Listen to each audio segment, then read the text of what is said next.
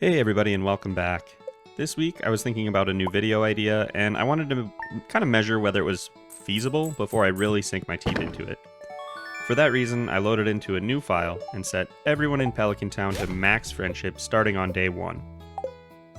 I wanted to see who gives you the best gifts and who gives you the most valuable gifts, assuming that you're at the same heart level with every NPC. Keep in mind that since this starts from day 1, Kent isn't in the valley yet.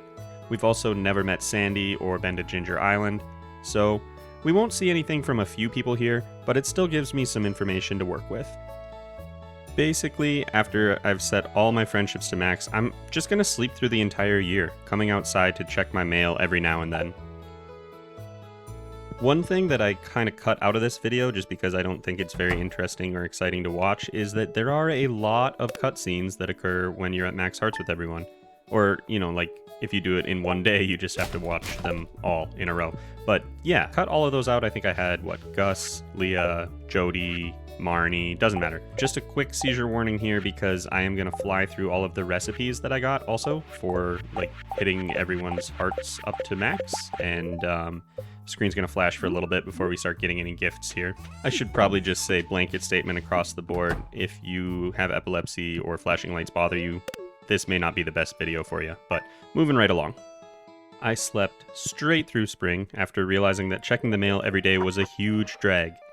In summer, Marnie tried to give me a dog, but I don't really need one for this run, and then it was gift time, my favorite day of the month. I had initially thought maybe Demetrius would be the most important gift giver as far as unique items go, but I wasn't really sure who would be the best gift giver for money. I think a lot of people kind of sleep on friendship with Demetrius, but he can send you a Nautilus shell in the mail, rainbow shells. They can be pretty gigantic time savers. The Nautilus shell specifically in a community center run. He sent some other stuff too, and we'll kind of do a roundup as we continue here of what we get from everybody. Our spring gifts were a bream, a bread, 70 stone, a vegetable medley, 1 fried calamari, 60 hay, 1 frozen pizza, a fire quartz, and a frozen tear.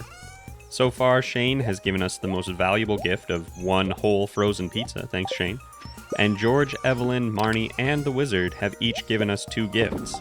Selling everything we've gotten so far would give us just under 1,000 gold, which is not great. However, the frozen tear, fire quartz, and bream are all decently useful gifts. After that, I slept through summer to continue kind of with the same concept. Really hoping for some better gifts from summer though, because the spring gifts left me pretty concerned about the level of funds we could acquire from this strategy. And summer was in fact quite a bit better. We received a largemouth bass, a copper bar, an iron bar, 2 cookies, a catfish, 35 more stone, 2 purple mushrooms, a gold bar, 30 more hay, and somehow Pam sent us an energy tonic. That energy tonic is now our most valuable item, though the Wizard has sent us the greatest volume of valuable gifts. The me from 2 minutes ago was wrong also because Evelyn didn't give us 2 gifts in the spring, she did give us 3 in the summer though. That means the Wizard and Evelyn have now each given us 4 total items for the lead, and we would have gained 2,280 gold if we sold all of these items in summer, which is significantly better than spring.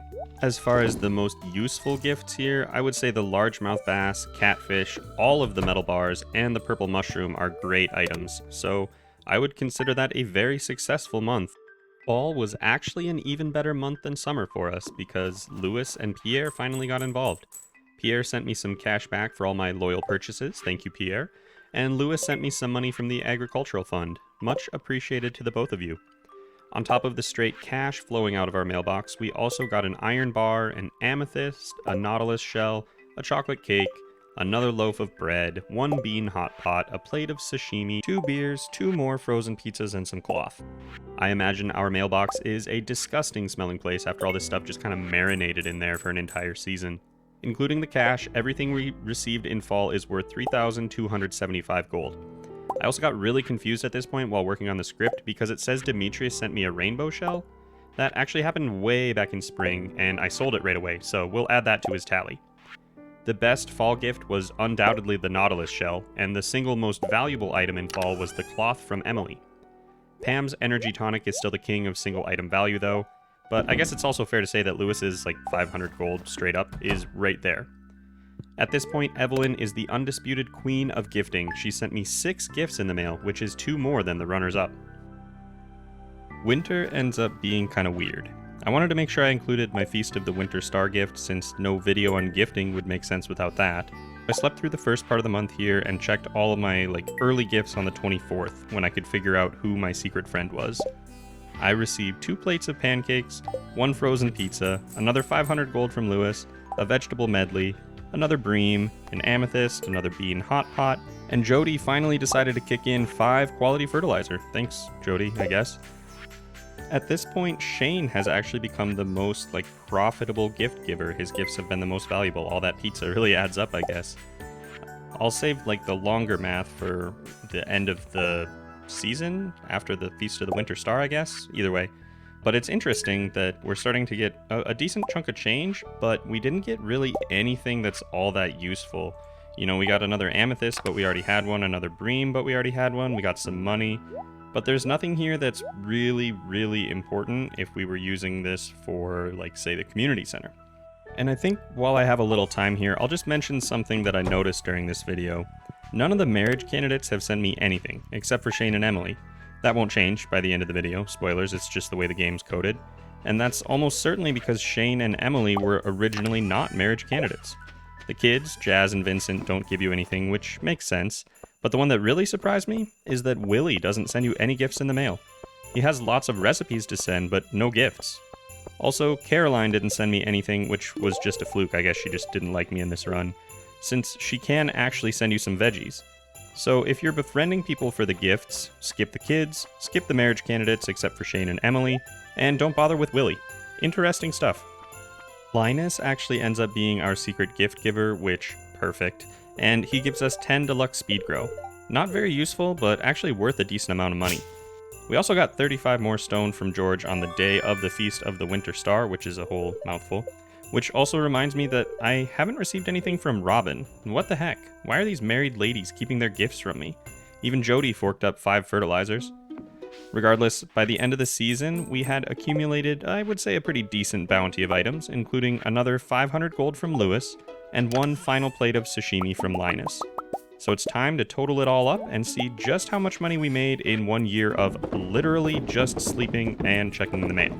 Okay, so 870 in farming. I didn't realize cloth was that much until this second in gameplay. Then we got the purple mushroom, the nautilus shell. I'm actually gonna go back here but really? Cloth? Okay, cool. Fishing, we got some good stuff here. The breams from Demetrius, the other 2 from Linus.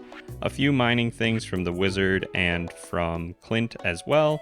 All kinds of recipes. Again, the energy tonic being the most valuable one. And then don't forget the money that we got from Pierre and from Lewis. So what's the final lesson here, right?